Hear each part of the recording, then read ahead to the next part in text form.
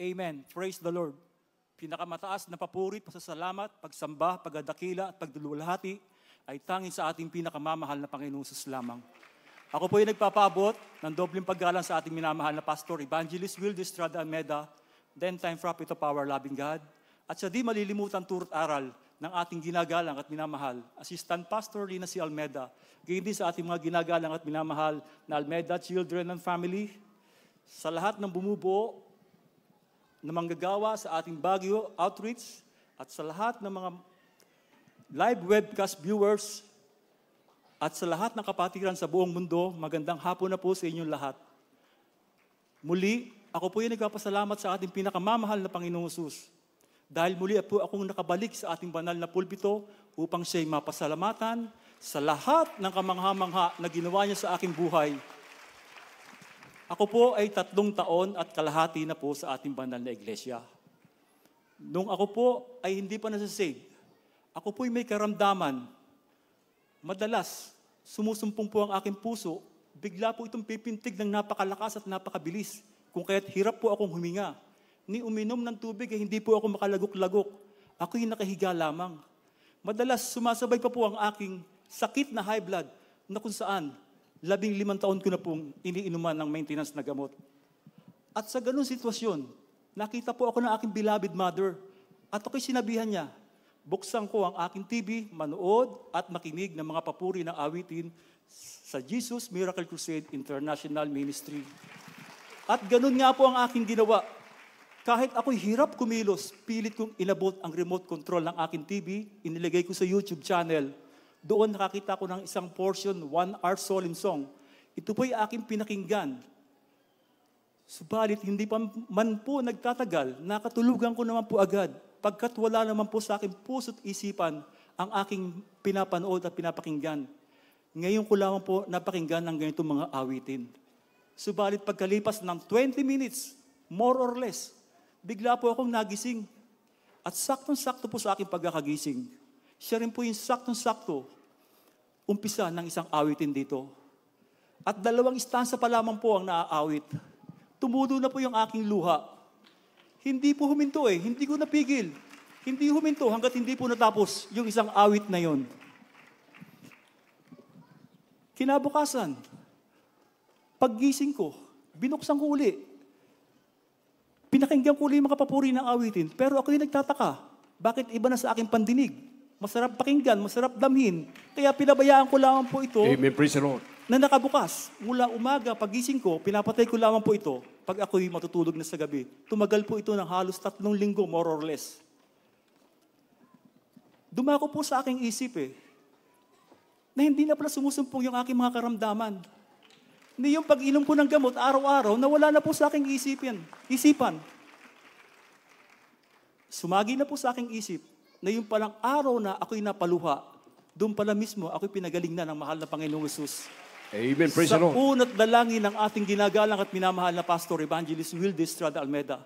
Imagine, kinahabagan ako ng mahal na Panginoong Hesus. Kahit hindi pa man po ako nababautismoan sa tubig sa pangalan ng ating pinakamamahal na Panginoong Hesus, ako'y kanyang pinagaling. Amen. Praise the Lord. Noong araw, sumasamba rin po ako sa aking malaking relihiyon na nakagisnan, maraming ribulto. Ako'y dumadalangin, nananalangin na sana mawala na ang aking masasamang gawa at aking mga masasamang bisyo. Subalit walang katugunan po sa lahat ng ito. Bagkus lalo pa nga ako naging mas grabe. Subalit dito sa Jesus Miracle Crusade International Ministry, mahigit 2 buwan pa lamang po ako dumadalo. Naramdaman ko na, unti-unti na pong inaalis ng mahal na Panginoong Hesus ang aking mga masasamang gawa at aking mga masasamang bisyo. Nung araw, nakakakita na po ako ng Bible, pero ni minsan hindi ko nabuklat. Pero sa ngayon, paggising ko sa umaga, at bago ako matulog sa gabi, madalas nakakabasa na po ako ng salita ng ating pinakamamahal na Panginoong Hesus. At dati-rati, masasamang salita ang lumalabas sa aking bibig, mga bad words. Pero ngayon, hallelujah, praise the Lord na po ang aking nasasambit. Amen. Praise the Lord. Napansin ko rin po sa aking sarili, bumabo po yung aking luha Mabilis po ako mahabag sa maraming bagay o aspeto. Mabilis tumulo po yung aking luha. Amen. Praise the Lord. Ang susunod ko pong ipapatotoo ay tungkol po sa aking kabuhayan. Pangalawang beses ko pa lang po ito masasabi. Ito po yung nangyari, 2 taon na po ang nakakalipas. Naibenta po ang aming tirahan, ang aking mga paupahan, maging ang aking sasakyan. Hindi pa man po nagtatagal, kinuha na rin po ang aking beloved mother.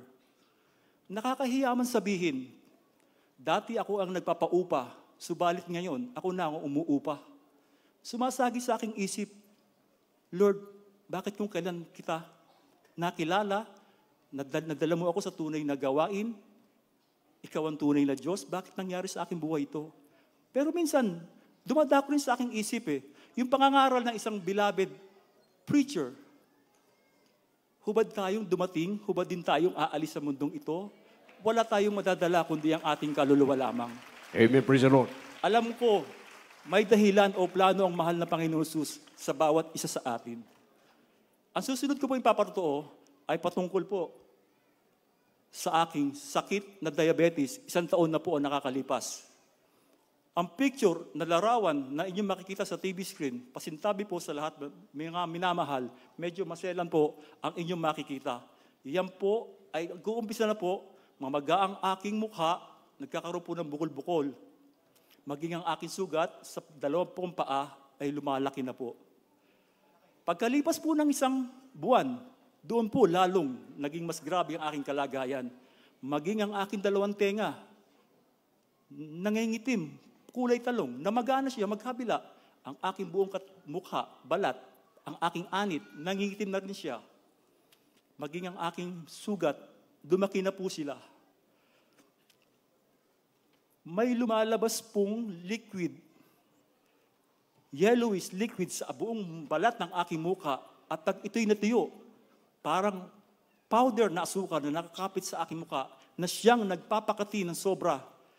Hindi ko po malinis-linis o mabasa ng tubig dahil pag nababasa ng tubig, lalo po siyang namamaga at kumakati. Wala po itong pakiramdam. Ang balat ng aking mukha ay parang papel de liha. Pag ako'y yumuyuko, pakiramdam ko malalaglag ang buong balat ng aking ulo sa kapal. Maging ang aking 2 paa ay namanas na rin. Ang aking mga sugat sa paa ay lumaki po ng silapad ng aking palad kasama ng aking mga daliri. Mahigit 4 na buwan ko pong nililinis sa araw-araw at pagkagising ko po sa umaga, lalo po itong lumalaki. Dumako po sa aking isip na ako'y mapuputulan ng paa. Dumako rin po sa aking isip. Pinaisip sa akin ng mahal na Panginoon Jesus, ako'y magpuri. Dati kasi, ako'y nagpupuri, sumasabay lamang po ako sa YouTube. Pero sa ngayon, tinuruan ako ng mahal na Panginoon Jesus. Magpuri ka sa sarili mong bibig. Amen. Praise the Lord. Ginawa ko po ito, more or less 3 buwan. 1 oras sa madaling araw, 1 oras sa tanghali, 1 oras sa hapon. Sa kahabagan ng mahal na Panginoong Jesus, unti-unti niya akong pinapagaling. Amen. Praise the Lord. At sa pagkakaalam ko po, walang araw na hindi tumutulo ang aking luha sa hirap na aking dinadanas. Lalo na't wala naman po akong kasama sa bahay. Ako'y nag-iisa lamang. Hindi ko na pinaalam sa aking mga mahal sa buhay ang aking sitwasyon. Ayoko na silang mag-isip pa. Amen. Praise the Lord. Ang susunod ko pong parotoo ay tungkol po sa aking mga anak, sa patuloy na pagpapala ng mahal na Panginoon Jesus sa kanilang mga trabaho at negosyo. At ang labis-labis na pinapasalamatan ko sa mahal na Panginoon Jesus, sa maikling panahon, wala pa pong 3 buwan, ako dumadalo sa ating banal na iglesia. Pinagkalooban na po niya ako ng kanyang presensya. At sa ngayon, binigyan niya na rin po ako ng kanyang Holy Spirit in crying, clapping, jumping, hands, and body trembling. Madalas, kapag itinataas ko na po ang aking kamay, handyan na po agad ng kanyang presensya. Madalas din po, kapag hanggang nakataas po ang aking kamay, patuloy lang po ang kanyang Holy Spirit. Ito po'y sinasabi ko, hindi para itaas po ang aking sarili. Ito po'y sinasabi ko upang kahit sa ganitong kapamaraanan man lang, mapasalamatan ko ang mahal na Panginoong Jesus sa kamangha-mangha at kagilagilalas na ginawa niya sa aking buhay.